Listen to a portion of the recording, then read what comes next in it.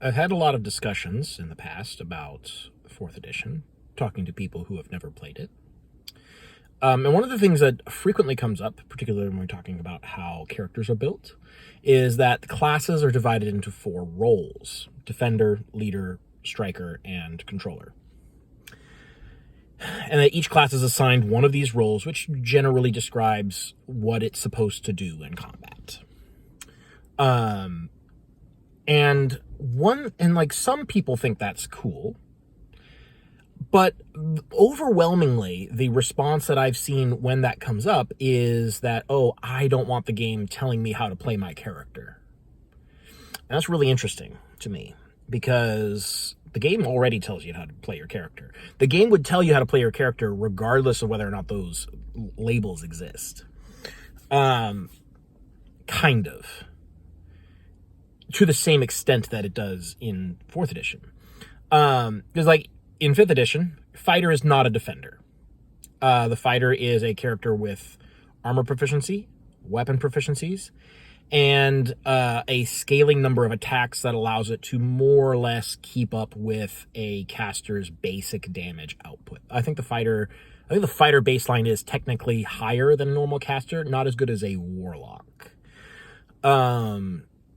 So your at-will damage is going to be pretty decent regardless. And you can use any weapon.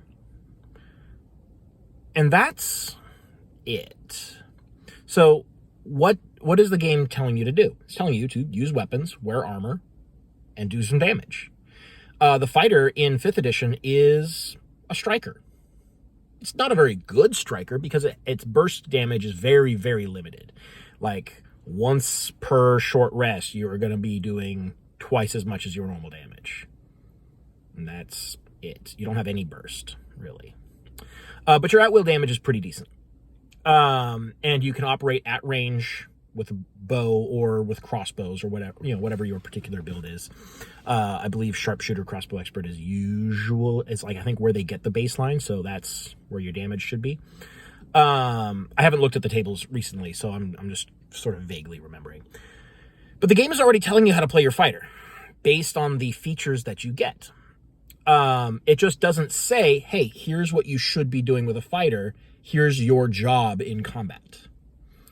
Similarly, your cleric, once you hit level 5, your cleric is more or less is going to be doing very similar damage to the fighter. I think their at-will is a little bit lower.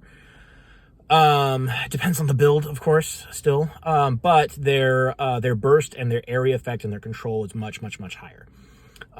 So like once you're able to throw down a Spirit Guardians without thinking too much about it, you throw down Spirit Guardians and start dodging, and you're doing tons of damage to everything in the room. That kind of thing. So like, these are things that you can figure out. You can look at what the class presents and see what the class is capable of doing, and then do that. So the game already tells you how to play your character. Now, it's got options. 4th edition does too.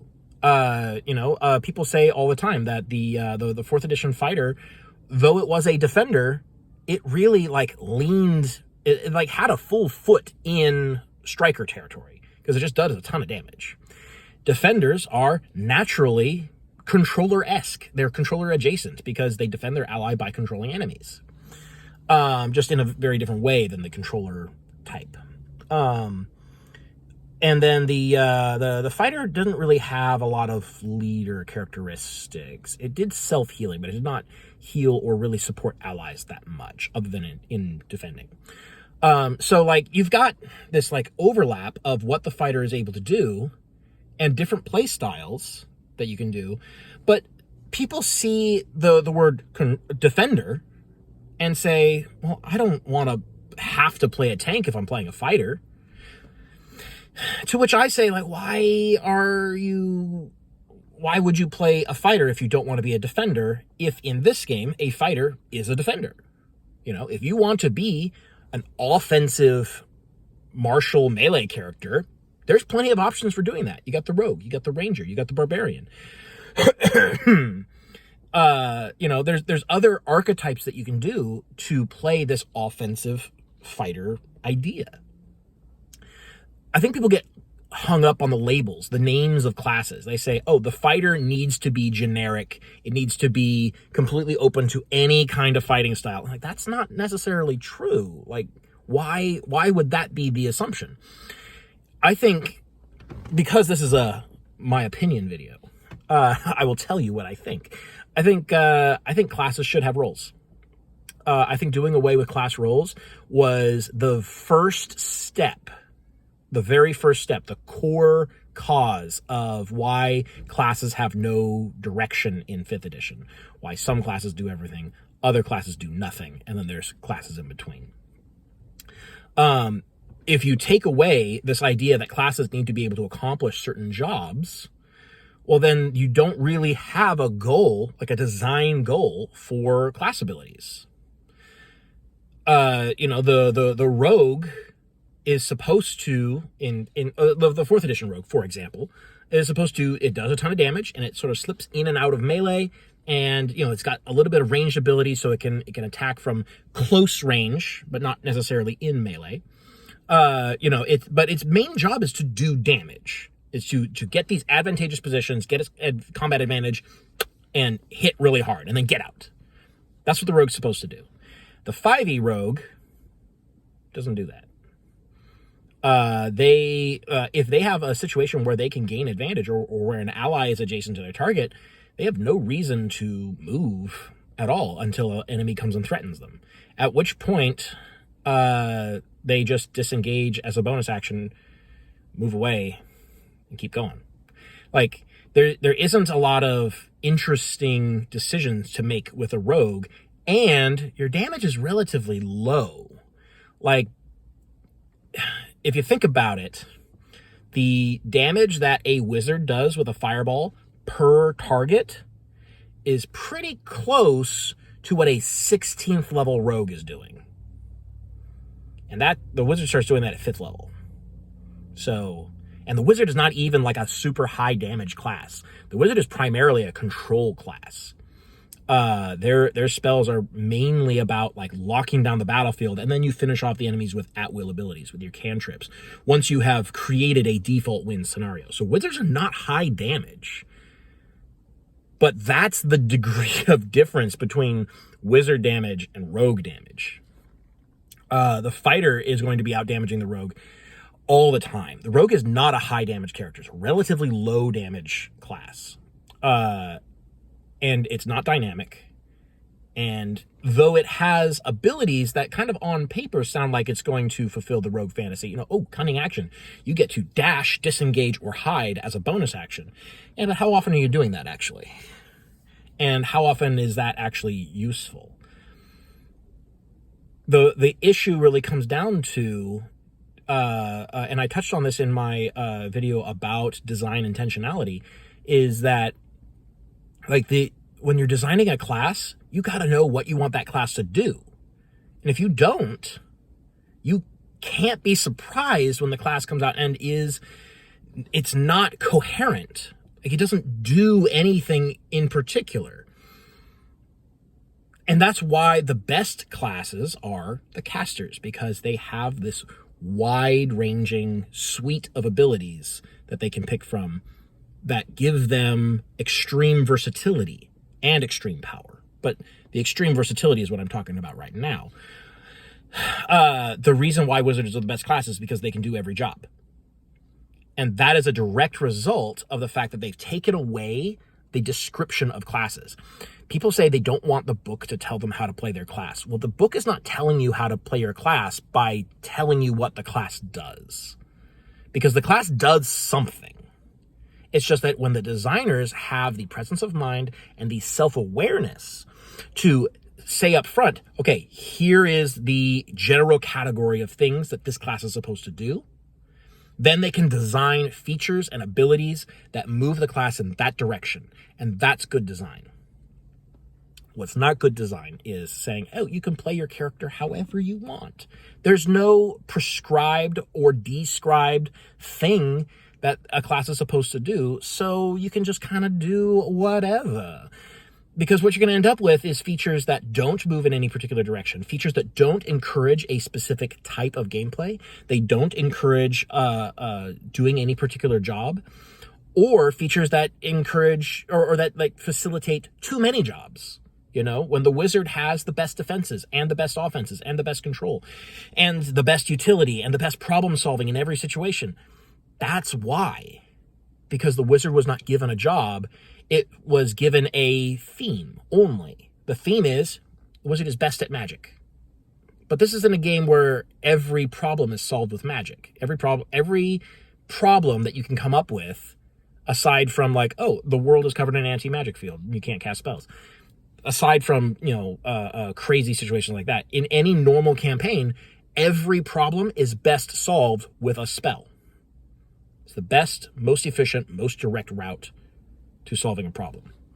Unless it is a trivial problem, which can be taken care of with skill checks most of the time. But even then, that's a whole other thing, because wizards aren't bad at skill checks. So, anyways, so in a system where the best answers to any problem is spells, you have a class that is best at spells.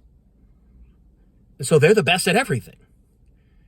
You know? Because they don't have a role or a job. The cleric is an AoE damage dealer. You know? Also with good control effects. That is what the wizard or the cleric does. The cleric also has inbuilt armor, which is pretty good. So it's fairly tanky.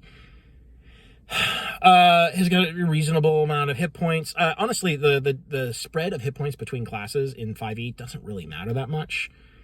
It rarely comes up, to be honest. Like, except at the very earliest levels where everyone's squishy, doesn't really matter.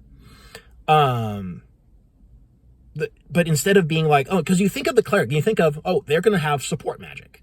They're going to be healing. They're going to be buffing. And they're going to have good offense against specific targets, demons, undead, that sort of thing, right? And they're going to be defensive magic. But the cleric doesn't do that. Like, that is not, I mean, you can certainly, but like, that's not necessarily the way that that's not what the game is encouraging you to do. And it's not the most efficient way to play a cleric. Clerics are an offensive class. Everyone is an offensive class in 5th edition because there's no roles, there's no, the teamwork tools are very weak because there's no classes that emphasize teamwork, except arguably the bard. I would actually argue that the bard does work with teamwork, mainly because of bardic inspiration, which I think is one of the best designed features in the game, actually. I should probably do a video on bard, because I actually really like the bard as an idea. I just have a few specific complaints about how they're implemented. But I think the bard works with, the bard really wants to do teamwork. Everyone else does not really want to do teamwork that much. You have party buff spells like aid. You can help out each other with guidance in some situations.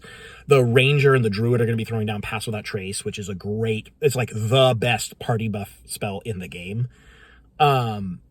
But aside from a few specific things which do not define your character, they are just like individual abilities.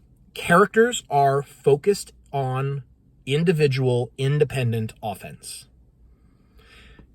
Because you can't really build them any other way. There's no roles. There's no assumed teamwork in 5th edition. Teamwork is almost incidental. Like, if the wizard throws down a control spell that restrains an enemy, sure, that helps the rest of your party, but it's incidental to the point of keeping the enemy in place and contained. Like, that's not the point of the wizard control spells. The wizard control spell says, you stay over there, I'm going to use my at-will abilities to bring you down over time while you do not threaten me. Or I'm going to fly up in the air and do the same thing because you can't reach me because you're melee only. Those sorts of things. And if that happens to help your party, hooray. But it's not explicit, like, it's not an explicit teamwork ability. Teamwork abilities would be something like, I'm going to do my thing, and if it hits, I'm going to give somebody else a bonus to attack or damage, or I'm going to throw down this area ability. As long as you're close to me, I'm going to give you a defensive buff. Your AC is going to be improved. You have temporary hit points every turn, something like that. Those abilities do exist in the game. They tend to be kind of bad. We remember the really good ones. The Paladin aura that gives a bonus to saves. Everyone cites that as basically the reason to play a Paladin, to be honest. One of the best teamwork abilities in the game. Pass Without Trace, I mentioned earlier. You give everyone a +10 to stealth, and suddenly everyone's getting a surprise round. An extra action in combat. Always good. Very, very strong. We remember these. We don't tend to think about how many of these are really bad and how many just don't exist. Guiding Bolt is a spell in the game. No one casts Guiding Bolt because it's bad. And the cleric has healing spells, and you think, oh, well, healing spells, those can be on allies. Well, sort of, kinda. I should do an entire video on healing, so I'm not going to actually touch into that quite yet. But healing in 5th edition is really bad. And it's not, it doesn't work the way that you intuitively think it should. The way that you might be accustomed to if you have played mainly any other game that has healing in it. So what I'm getting at is that 5th edition did away with party roles. 4th edition introduced the idea that classes should be described based on what they do. And people didn't like that because it's too gamey. They had too much game in your game because it is a role-playing game, and 4th edition knew that it was a game is really the bottom line. It knew it was a game, and it treated itself as such. And so it gave people this heads up, like, oh, hey, this class is a striker. You're going to be doing a lot of damage. This class is a defender. You're going to be protecting your allies. This class is a leader. You're going to be buffing and healing and supporting your allies. This class is a controller. You're going to be throwing down area of effects and disabling enemies.